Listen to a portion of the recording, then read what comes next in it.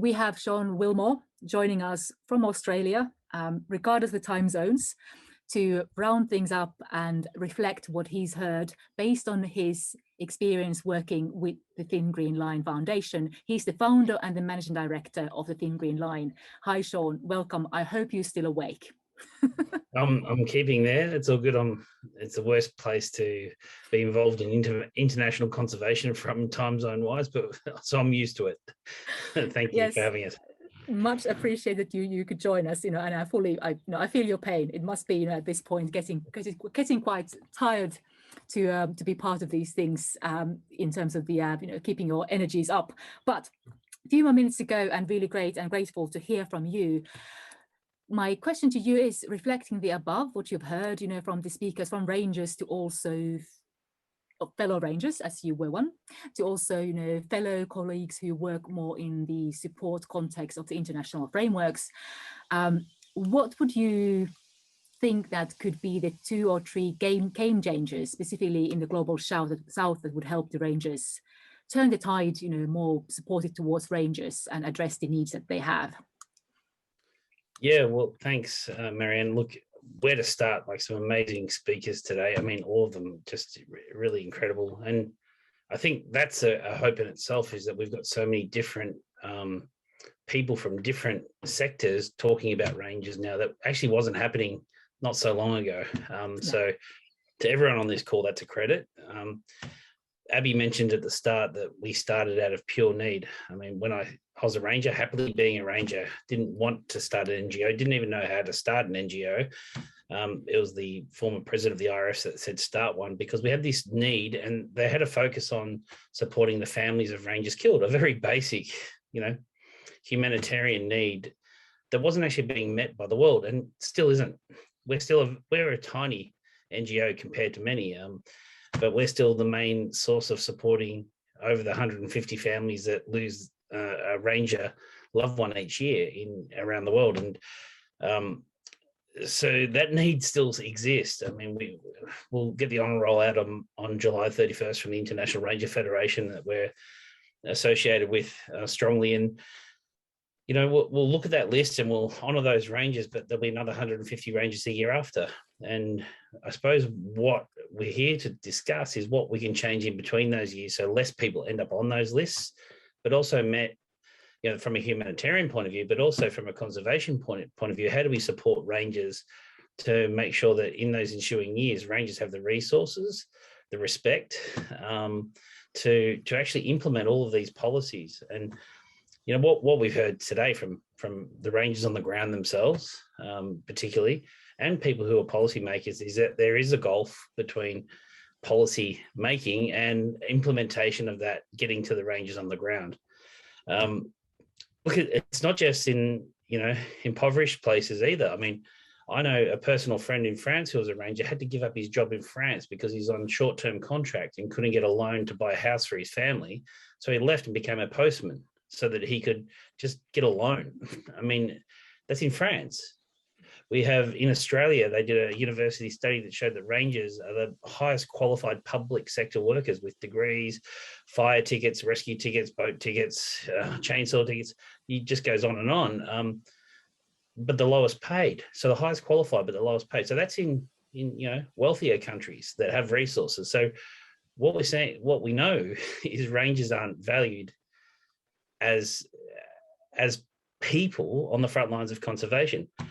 Well, then we go to other places around the world, and I've been really fortunate to work with rangers in over 80 countries on, mostly 5-6 continents around the planet. And we had a great survey done about rangers, but even then, that was a small sample, relatively speaking, of the whole thing. Anecdotally, I could tell you that the stats, you could probably put a good 10% on each of those stats about rangers who don't have equipment, don't have resources, don't have training, don't have insurance, don't get their family supported if they're killed. One of the most interesting ones is that a lot of rangers say they don't want their children to be rangers because it's not a respected job. So the thing that really needs to happen in that gulf between policy and application is we as a world, and we're starting to do it. We need to do it quicker, but we need to start respecting rangers for who they are. Rangers are so much more. Sorry, I was just going to say rangers are so much more than just, as Mike said, soldiers, because we had this, paramilitarized rangers to look after the poaching pandemic. But they're firemen. they do work in bushfires. They're medical officers. They treat community. They're preventative health officers, preventing the spread of zoonotic diseases. They're climate mitigation agents, locking in carbon in forests. And I found out tonight, it occurred to me, I think it might have been Mike or someone else has said, rangers are also accountants in natural capital. So there's another one I never thought of, the rangers are accountant. I think that's kind of fantastic, because what you're listing, the thing that rangers are, that's also something that struck me when listening and trying to moderate this conversation, with this fantastic lineup, is all those different names and roles for the superheroes that are we call rangers. And I guess to round that up, to my question, which was the game changers in this game, and making the working conditions for rangers better so that they can deliver all these benefits that they do. The game changer would be that we would understand as a community and society better the roles they play, and actually then cater for them in terms of our support and capacity building, because I think we are perhaps catering for something way too little and also for way too narrow set of roles, because we don't understand the full set of roles. Yeah, and the game changer for me is something that ourselves as Thin Green Line and IRF and Ursa are involved in, is the Ranger Roundtable, and Mandy's spoken at that, and so has Anna. And but I just want to share, if it's okay, a screen with you just to show just very quickly some things that are coming from that. And this is a bit of a hope for me and Rangers of what we're achieving. So I'll just bring that up. Where is it? There we go. Is it allowing me to share? Sorry. Let me see. Elena, are you online? Could we allow you to share, because we weren't entirely sure whether that could be. That's okay. Look, I can talk about it, and talk it through. Maybe it's easier. Yeah, on the 4 Ranger Roundtable. So the first Ranger Roundtable, Jane Goodall launched it for us. And the idea of the Ranger Roundtable was to get everybody out of their silos and around the table talking about how they could potentially impact rangers. So, we invited UNEP, UNDP, IUCN, and World Bank and rangers themselves and NGOs. Most people took the invitation. It was great. Jane Goodall opened the conversation by saying, because it was during the middle of COVID, and we've lost a tremendous amount of rangers through COVID. Even though they're public sector workers, they weren't prioritised for any PPE gear or anything, but they're asked to do a lot of the work. In South America and Brazil in particular, we've lost a lot of Indigenous ranger elders that just were given nothing and were exposed to it. So there's been a huge loss within the ranger communities. So during that time, Jane Goodall said, we need rangers. The world needs rangers, but right now they need us. So that was during COVID, but when you flip it back the other way again, as we've heard from tonight, to implement all these policies, we need rangers. We need to resource the rangers. We need more rangers, and we need rangers with greater capability. So in the Ranger Roundtable sessions, we heard from the IUCN director, who said that in the Build Back Better scheme, there's $10 trillion available. He said he challenged the Ranger Roundtable. What percentage of that has been dedicated towards rangers? We think there's maybe 1.5 million rangers in the world. We don't actually know exactly, but that's the estimate. We probably need to investing billions of dollars in these people that are doing all of those jobs I mentioned before to protect our biosphere. So that was from the director of IUCN. Now that's a great thing to say, and a lot of good people have said stuff, but how do we then turn that discussion into actual change on the ground? And that's, I think, what we're all trying to work to. I mean, the Ranger Roundtables don't just have a conversation, we're actually having post-conversations. In the 3rd Ranger Roundtable, we had talked about the economics of rangers, and this gives me hope too. This is a potential game changer. The World Bank, we heard before from Valerie Hickey mentioned, talking about the multiplier effect of rangers that they have on communities. The fastest growing sector of ranger employment in the whole world is community rangers, which has that multiply effect of bringing community into conservation. One of our board directors in the UK, Ian Redmond's involved in something called Rebalance Nature, where they've worked out the amount of carbon that an elephant helps sequester during its whole life. And they worked out it's actually worth $1.4 million or something like that for one elephant. So we can actually offset our carbon by supporting rangers to protect one elephant. And then if you have 100 elephants in that village, we can employ that many rangers to protect that elephant through carbon offset. I mean, then you can apply that to whales and, you know, all sorts of animals in the whole ecosystem once we work out what that is. That's exciting. I mean, that could be a game changer for funding rangers.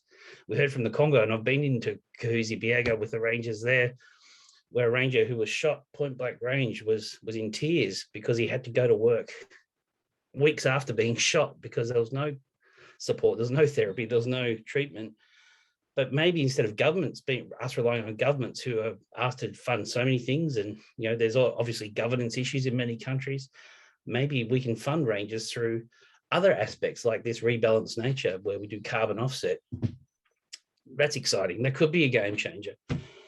In the fourth one, we talked about health and rangers, you know, and we had Christiana from the World Health Organization say, connecting to the rangers on the ground who are in the communities is absolutely essential for world health. They're protecting the ecosystems, they're stopping zoonotic diseases getting out. They're actually medical practitioners. Ourselves through Lead Ranger, a small project, we're not a big NGO, but we trained 14 rangers in one area to be, or from 3 countries actually, to be trainers of other rangers in a whole scope of things, from anti-poaching to medical to fire to all sorts of things. From those 14 rangers, 16 lives have already been saved from them doing emergency first aid because they went and trained another 1,000 rangers in the same techniques. Those 1,000 rangers have dispersed to give 50,000 community members access to emergency first aid because there's no medical centres out there. So rangers are so much more to community than these people we say just protect a species. And while we had that, well, the one on health, we had Emmanuel de Morodi join us from Virunga National Park in Congo, and while he was talking, a baboon stole his sandwich. So we thought we might have been witnessing the next zoonotic disease transfer once he picked up his sandwich. It's hoping not, but you know, at least it was documented. Yeah, that's right. That's right.